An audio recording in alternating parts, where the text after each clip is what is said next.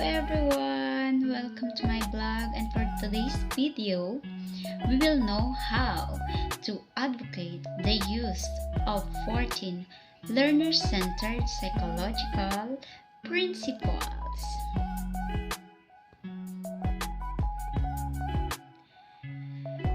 Learner-centered psychological principles, they focuses on psychological factors that are primarily internal to and under the control of the learner rather than conditioned habits or physiological factors. And these 14 learner-centered principles are classified into 4 categories. First, the metacognitive and cognitive factors. Second, affective and motivational factors. Developmental and social factors. And the last but not the least, individual difference factors. This first category, the cognitive and metacognitive, has 6 principles. Nature of the learning process, the first one. Second, goals of the learning process. Third, construction of knowledge. Fourth, strategic thinking. Fifth, thinking about thinking. And the sixth is context of learning.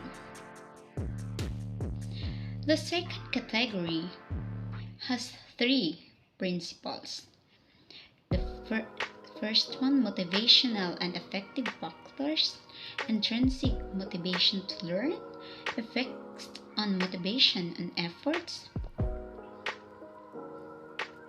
And the third category, the developmental and social factors, has 2 principles. Developmental influences on learning, and the second one, social influences in learning. And the fourth one, the individual differences, has 3 principles. First, the individual differences in learning and diversity, standard and assessment.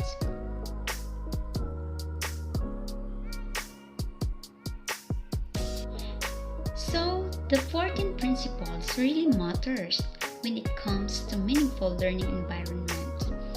Say for instance, in the first principle, the nature of the learning process.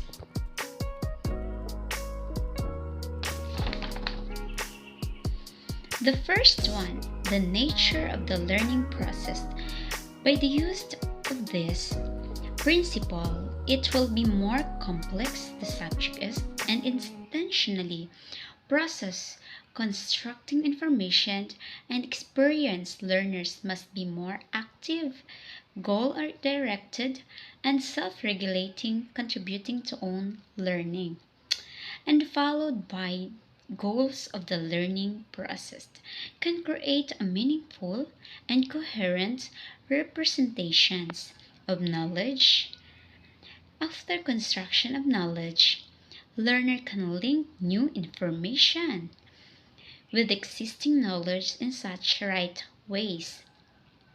Strategic thinking principle can create and use a repertoire of thinking.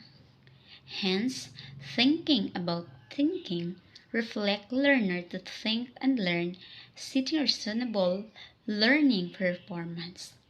After that principal, context of learning began, this influence environment including culture, technology, and instructional practice. Entering now the world of thoughts, beliefs, and goals for motivational influence factors.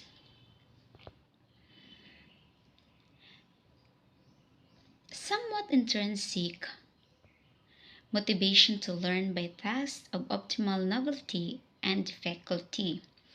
Effects on motivation on efforts, another major indicator of motivation to learn.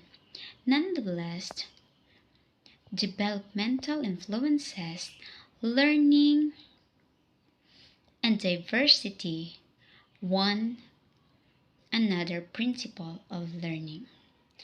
Lastly, the standard and assessment, which provides important information from learning and all of the principle. With the help of these principles, the learning will go through smoothly and nicely. Now the question is how to advocate the use of 14 principles. Advocate for the use of 14 principles in the teaching learning process.